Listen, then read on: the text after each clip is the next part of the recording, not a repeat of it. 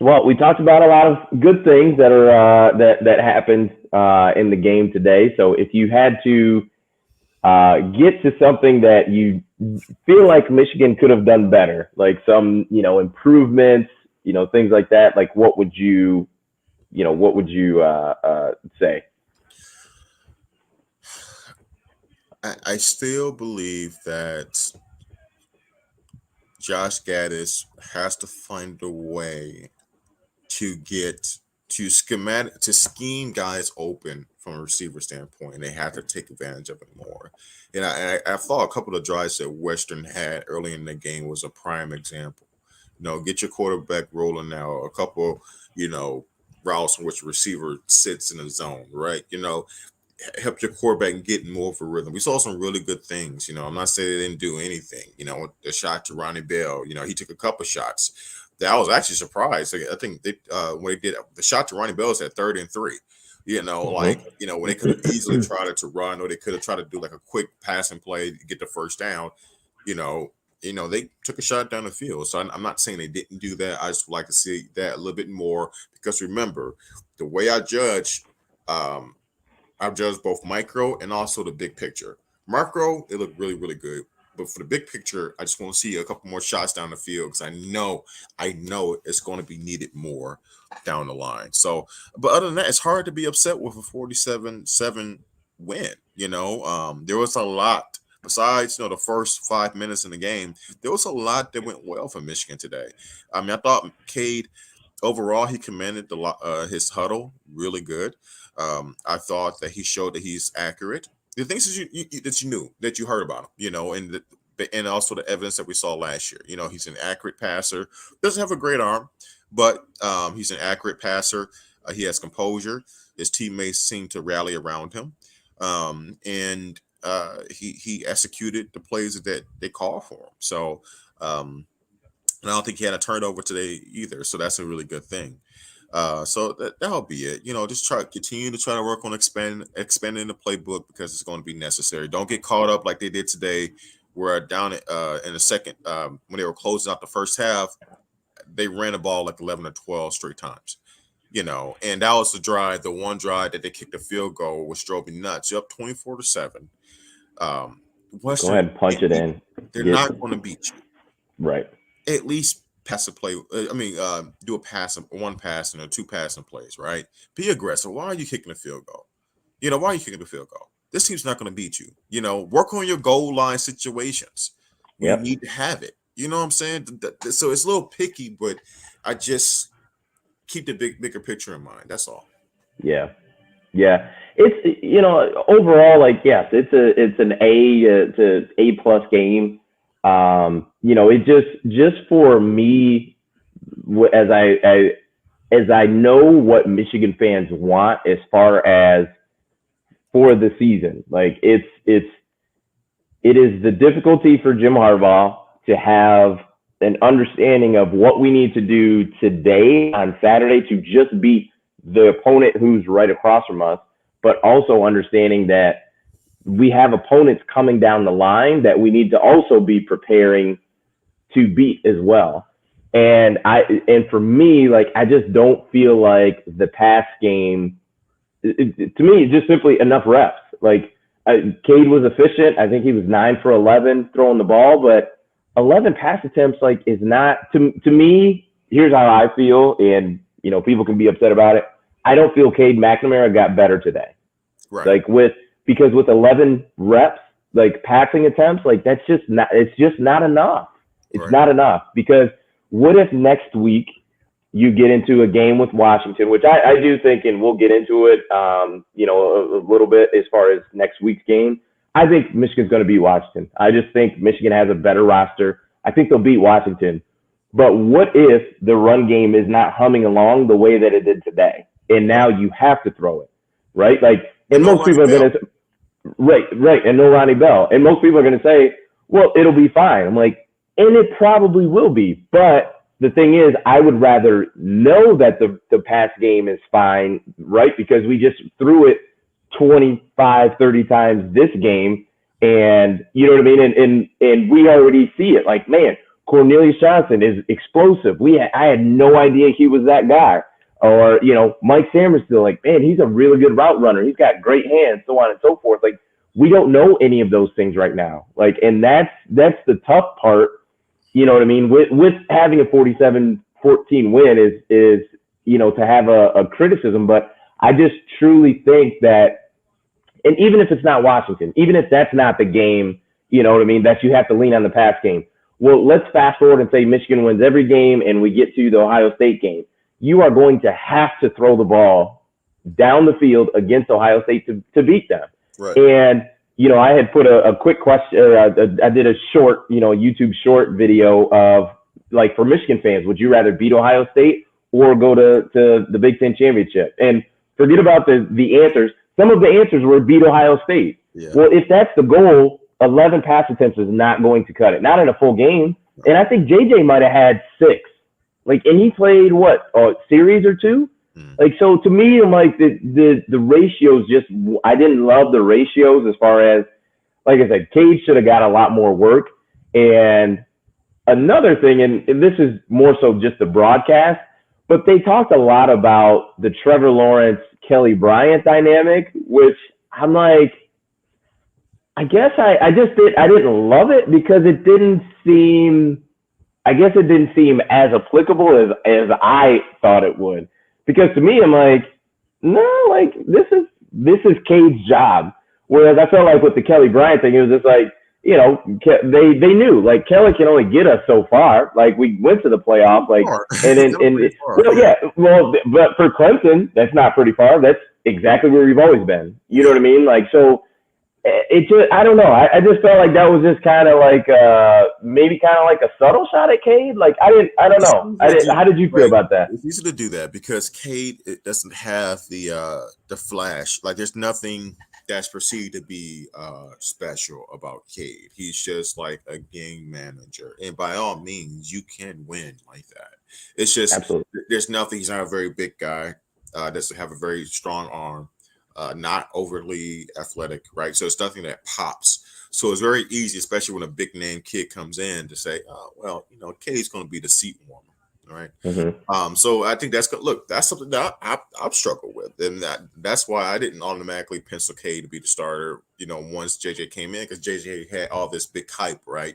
You know, they're comparing him to, didn't he get a Drew Brees comparison or something like, or Baker Mayfield? You're hearing all this stuff, right? So you know, kid that's mobile, that's tough, that can make throws, and he made a great throw today. You know, like that could be special, right? That they can not just be a solid, you know, Big Ten quarterback. That can be a potential NFL guy, like have that Shady Patterson-esque type of, you know, hype at one point in time.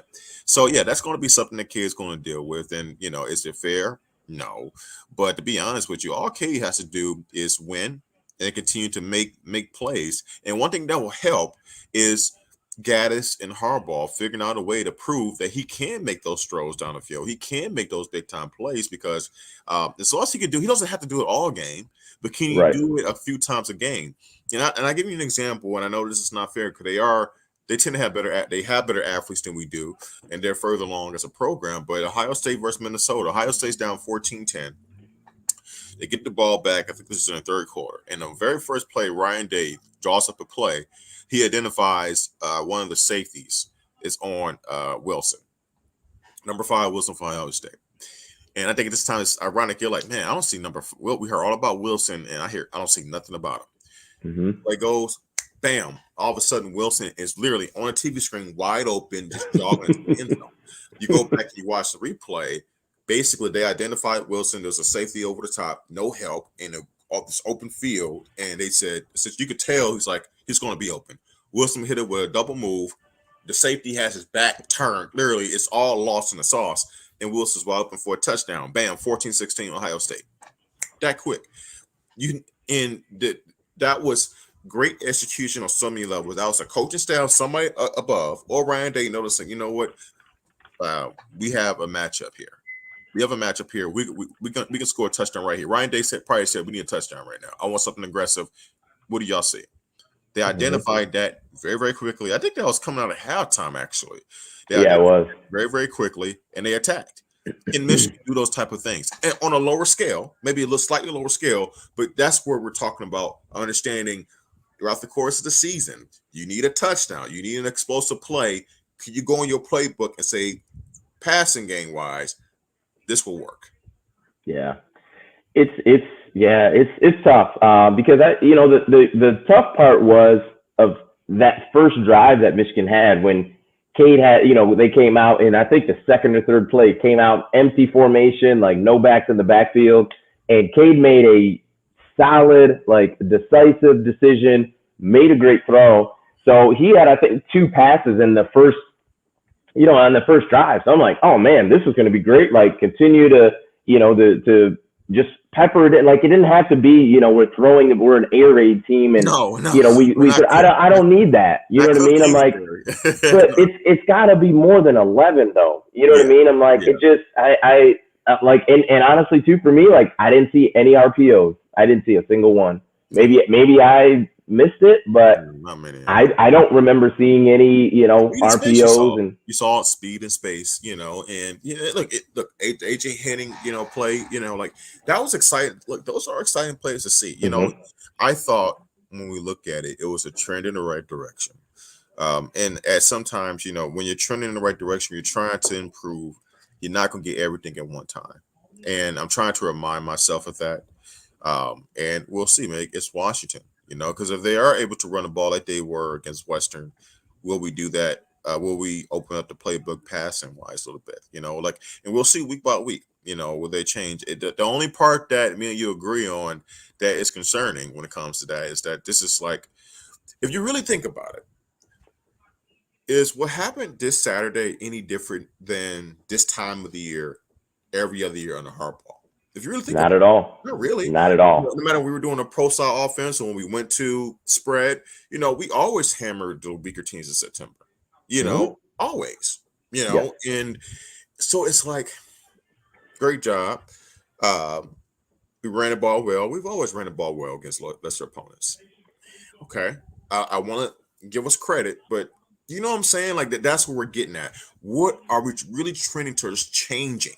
Really changing, right? And so, and that I'm sorry, I know it was very minute, but to be up 24-7 and 4th and 1 on a 2, you're kicking a field goal. I'm like, come on, man. What are we doing here? So, but I guess beggars can't be choosers. Maybe not. No. It just, to me, I feel like it. Like you had mentioned, like this is what Harbaugh does in early September games. It is, we come out, we run the ball, we play bully ball on these guys. Like when you play the bad teams and you play teams that you're bigger than, you can move around, you can push around. Like that is what he's always banked on. And like I said, that's fine, right? I'm not gonna crush him in a 33-point win.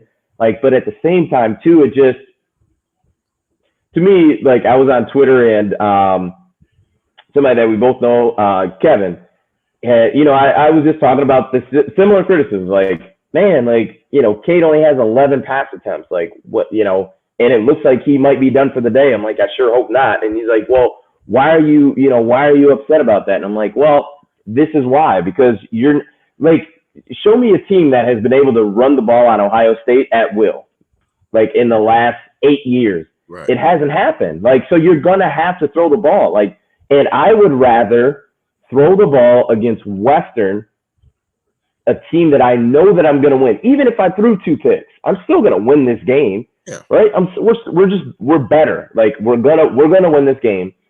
I would rather do it then versus going into Ohio State and you just don't know. Like, I don't know how, you know what I mean? I don't know how our pass game is going to be. Like, because as a coach, you draw up all these concepts and things like that, and you know for sure it's going to work, or I'm pretty sure they're going to line up like this against, when we get in this formation, and I'm pretty sure they're going to play this coverage.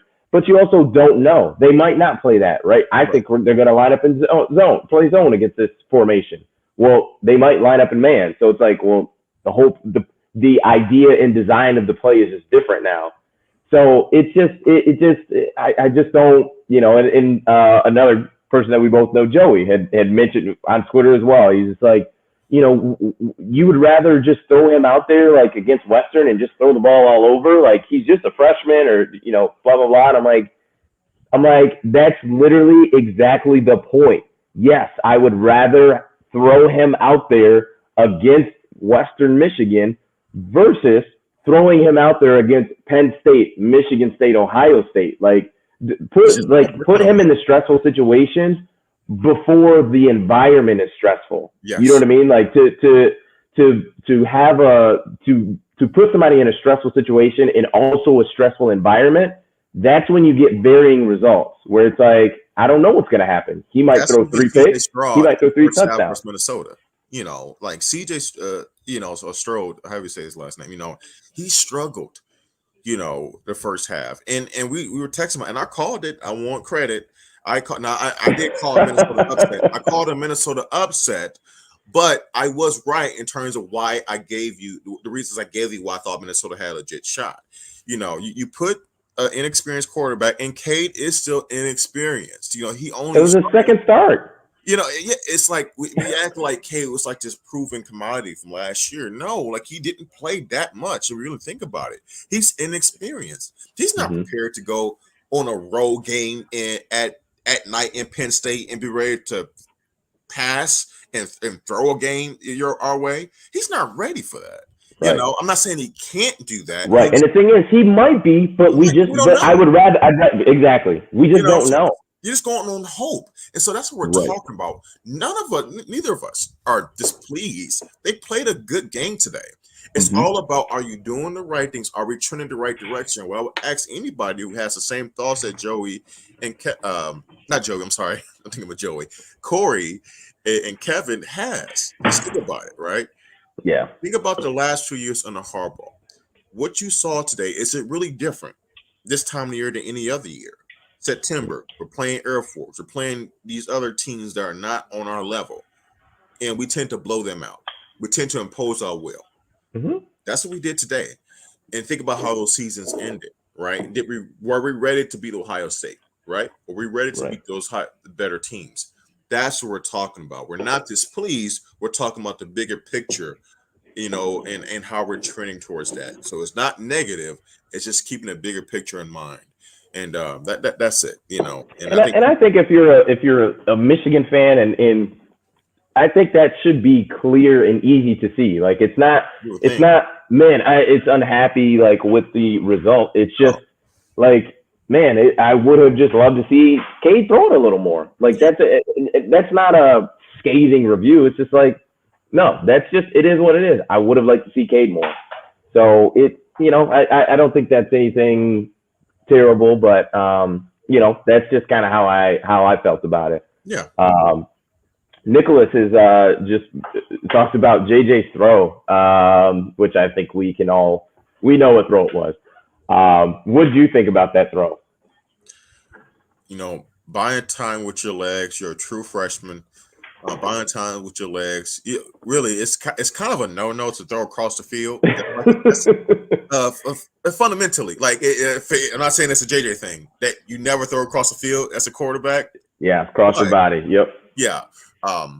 But to do that and have the composure that he had in one play, like I said with the Derek Green example, you're like, okay, yeah, that's a pop. When a player makes a play that pops on the screen, that was one of those moments where I'm like, that kind of looked like Baker Mayfield in a way, for one play, right?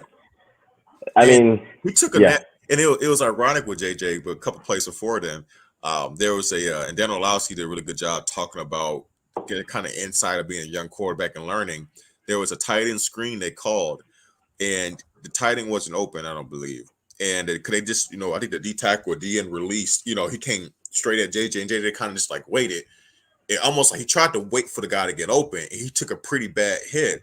And, those are one of those things where he'll learn to get rid of the ball or when to eat it and go, and live to play another day. But, it was good, man. It was good to see. It's exciting. I don't think it's worked. It was, enough plays with that to say he's ready to see Cade.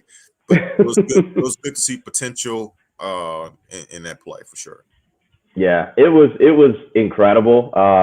You know, I'm you can kind of see it stewing and brewing in his head a little bit. Like, I mean, obviously it was like a half a second because, you know, he stiff arms the DN who's pressuring him, and I'm like, I'm pretty sure he's about to fling this down the field. Like, because sometimes you just get in that mode where it's like, well, you know, it's you're probably pressing a little bit, like, because I think if JJ froze everything right then, right, and just froze it, and he was in the quarterback's meeting room and they're watching film on tomorrow, Sunday or Monday or, you know, whatever, and coach is like, should you throw this?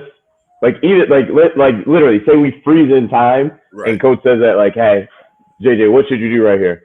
I should just keep it, coach, or just kill it. You know what I mean? Which is basically just throw it out of bounds, like, you know, live another play. You know, that's what JJ would say.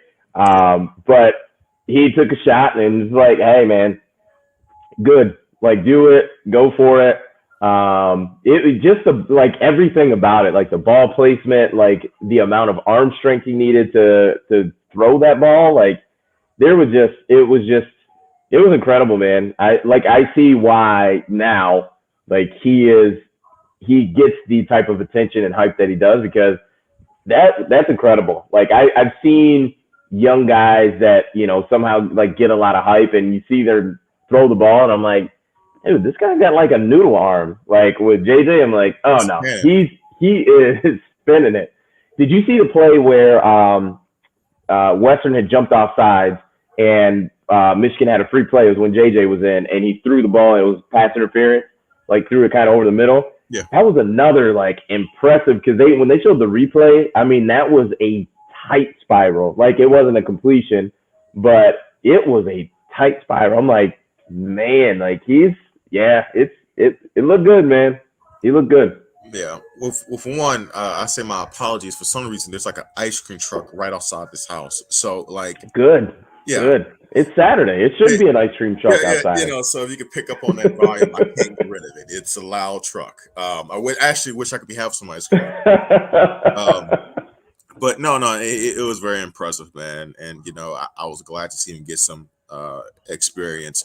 For once, it was good to see a young Michigan quarterback coming in, not because we needed a change at quarterback, but because we're playing well and we want to give some guys some experience. You know, last few years, it's always like it's the Michigan quarterback carousel, right?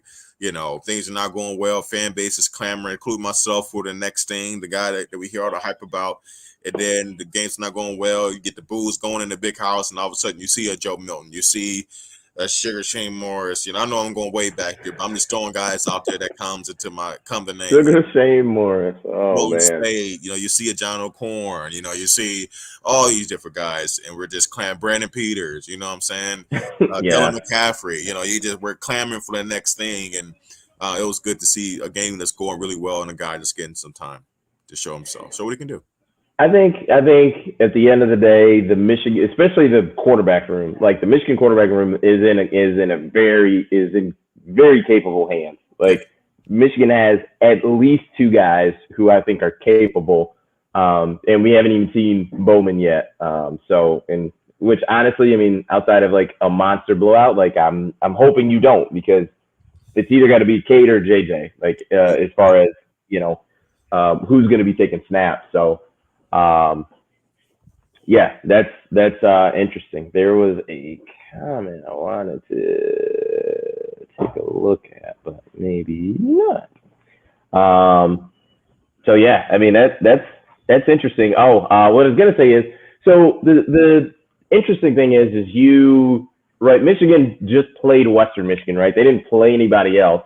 But the thing that I think about is, you know, I think about Michigan State, who, you know, scored 38 points against Northwestern. And I looked it up. Northwestern hasn't given up 38 points since like 2019. Right. Like, it's been like, that's a very difficult thing to do. Right. So it just, you know, as you kind of go through, it's like, okay, yeah, we're taking care of the team that's across from us. Like, yes, that's the people inside the program have to do that. For us who are not inside the program, like, we get to look at that stuff too and just say, listen, man, like, I get it. Like, yes, we scored, you know, 40 something points against, Western, but it's like at the same time too, like, Michigan State scored 38 against a conference opponent, like, and one that prides themselves on defense. Like, Yeah. you can, like, it just, that's one of those things where I don't want to say it's worrisome, but it's something to keep an eye on. You know what I mean? Yeah, but and I want to be careful with doing that because for one, Northwestern had a ton of regression and turnover, and so if you look at historically, Pat, I love me some Pat Fitz, but he tends to struggle. His teams get off to a slower start in seasons, and then they pick up. So there were some people who thought State had a really good chance last night, and they proved that. So in terms of, you're going to compare who had more impressive wins, I think you need to give that a few more games. I say give it a 3 to 4 game span. If you look, I agree with you. I think State is a very close team to Michigan. Like, I think they have very similar situations in a way, in terms of coming to the season, some question marks, teams that are rebuilding in a way, right? And so it's easy to compare them both. And I'm doing the same thing. But I would be more prone to doing that on a week by week, more of a sample size basis, 3 to 4 game sample size basis. Right now, I'm just not so sure because I don't know what Northwestern is. Let's say Northwestern goes out and loses their next 3 games, right? It may sound silly, but maybe Western Michigan is a better team than Northwestern at this point in time, or just as good. You know what I'm trying to say? Like, you just never know, right? In Western Michigan, look, they don't have some huge football history, but PJ Flegg did get them to the Sugar Bowl or All-State Bowl, something like that. So, man, that's not act like Western can't be a formidable opponent, and Northwestern has been at the cellar of the Big Ten. So we'll see. That's aggressive. They were just in Indy like 2 years ago. I'm talking about historically. I'm talking about. They haven't always been really, good. You know what I'm saying? So I got you. You gotta be careful how you're looking at them on a year-to-year basis. That's all. Yeah, that's true. That's true. Nick says that people need to learn not to take so much away from week 1. He said we don't know yet who's good and who's not. What do you think about that? Well, he's right. And that goes both ways. So someone says that it goes both ways. It goes both with the positives that you see in week 1, also the negatives, right? So, am I going to look at, let's say, a positive that we said from this week? Oh, what's the running game? Well, then if that's the case, then we can't get too carried away with how Haskins and Corum did today. Because we're thinking they're going to be one. I haven't said this. I'm not saying people have said this, but let's say that you're like, oh my gosh, we have the best 1-2 tandem in the Big Ten off of today. Because there's some people, believe it or not, that will believe that we have the second best, the best 1-2 tandem in the conference. Well, based on how they played today, I can see why you'll say that. Maybe how they played today, right? But you gotta be careful because it goes week to week. It's based on the opponent, your strengths and weaknesses compared to that opponent's strengths and weaknesses. On the flip side, let's say on a negative would be we talked about the play calling. Maybe they are more aggressive next week, right? And we're like, well, week 2, maybe Washington and their game plan for Washington, Gaddis and Harbaugh sit down there like, you know what, we can really exploit this team's secondary. And we see a totally different game plan and attack, right? So, no, you're right about that. But it's about breaking down what you see and what it could mean going forward. It's not saying anything is definitive. So I think it's okay to have, reactions. It's just about not putting things set in stone and things that can't change going forward. Yeah. Well, I guess my response to it would be, what did, and I think it was Nick, my response would be, how did you feel after the Minnesota game last year? Like, because you know what I mean? Like, right, I know how I felt. I felt like I was floating on there. I'm like, oh, so man. To me, it's fine as long as it's no matter how week 1 goes, like you are in the middle, like you're steady. Yeah. But, you know what I mean? Like, but at the time, now we talked about who you played, right? Right. Mm-hmm. At the time, Minnesota just had an 11-win season, 10 to 11-win season. If I'm not mistaken, beat Auburn in their bowl game, right? because that game was I at the think same so. time we played Michigan and Alabama played. We watched that game together, and we're like, wow, Fleck really, PJ Fleck really got this thing going. In Minnesota, prime time game, Michigan at Minnesota, right? PJ Fleck is now potentially becoming a player in the Big Ten.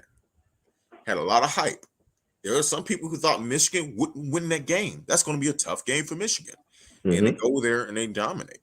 Yeah, you got emotionally swayed based on the hype going to the game. So, you do it both ways. You do it, people get swayed and they take a lot of it, both positive and negative. So, if I assume, I could be wrong, that he was making that comment to say that maybe pointing out the negatives we're taking from this game. Trust and believe, we do both. We're talking about both the positives and negatives, and that can change week to week. Yeah.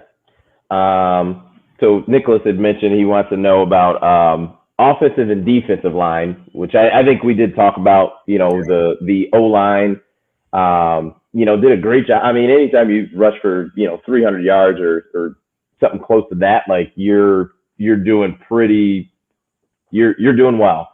And D line, like Aiden Hutchinson, like I said, we've talked about it. Like he would have, if I didn't have Blake Corum as my MVP for the game, like Hutchinson would have been it.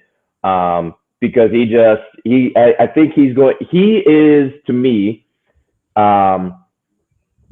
he's a guy that has the motor of Chase Winovich, but talent wise, like I don't even know what D lineman to put with that. Like he just has it together. You know what I mean? Like he is the total package, and if he puts it together, man, he's going to be special. He had comparisons. You hear the comparisons to Terrell Suggs? You hear that? Terrell Suggs? Now look. Terrell Suggs had 27 sacks or 24, 27 sacks in the season. I don't think we're there. Look. Oh, Nicholas said he brought it. Rashawn Gary. Oh, yeah. Nick. Okay. Here's what we're gonna do. I'm going to look up very quickly Rashawn Gary's stats at Michigan because man, we don't need to be depressed, dude. All right, like come on, man. No. That's fine. He brought it up. So 2016 as a true freshman, he had a half a sack. 2017, true sophomore, he had 5.5 sacks. 2018, as a junior, he had 3.5 sacks. Rashawn Gary left Michigan without 10 sacks. A career, and he played 3 years there. He left without an impact play. I said, we're not okay. I know this is not but I knew that was going to come up. Rashawn Gary, and the problem I always have with Gary, there was never a play. See, why did you do this? Who did that? Nick did that? Because it hits a soft spot. Rashawn Gary never had one impact play at Michigan. That was like the thing. It's like he never had one play. You were like, man, like Malik Harrison for Ohio State, right? Big. In the game's tight. He does a huge strip sack against Tanner Morgan at Ohio State, right? A strip sack that turns to a touchdown. That's making an impact play that I will remember, even as a Michigan fan. Like when I see that guy, I'm like, I'm scared of that dude. You gotta block that guy. He is dangerous. The funny part is fear Rashawn Gary. I'm just being honest. The funny part is Malik Harrison. So he played 4 years, but he was a linebacker, and he had almost as many sacks as Rashawn Gary did at linebacker. Look, man. Look, we're not going to get into Rashawn Gary. Bless that young man. He's in Green Bay trying to make a name for himself. He's still getting hype articles, even though he's never done anything. In terms of really showing himself to be, a game-changing player. So, whatever. But when it comes to Aiden Hutchinson, I think he's a really good player. I wouldn't put him on the level of a Bosa. I think he's like a level below that, but I think he's a really good, a really good defensive end, and he could be special, man. He could be special. He seems to have the work ethic, his technique. Like he could be. It looks like he's a guy that wants to learn. He has a great mix of great character, high work ethic, and talent. Like all the things you need to be a really good player. And if I was an NFL team, I would take him for sure. I think I think that was the coolest part with Chase Winovich is I don't think Chase was the most talented dude on the field, No. but motor wise, like he just was nonstop, and that's how he was impactful. It was just like I'm just not gonna stop going. Like I'm going to go until I'm legitimately exhausted, and then you're gonna have to take me out, and then I'm coming right back in the next play, and I'm gonna do the same thing again and again. And he became like that guy who was super impactful just based on trying hard. Like, and that is incredible. I love those type of guys. Like, because it's just there's something about it like to where it's just like no, I know I'm not the most talented, but I'm just gonna try as hard as I humanly can, and that's how I'm going to make an impact. And then to do it and like do it well is pretty incredible. So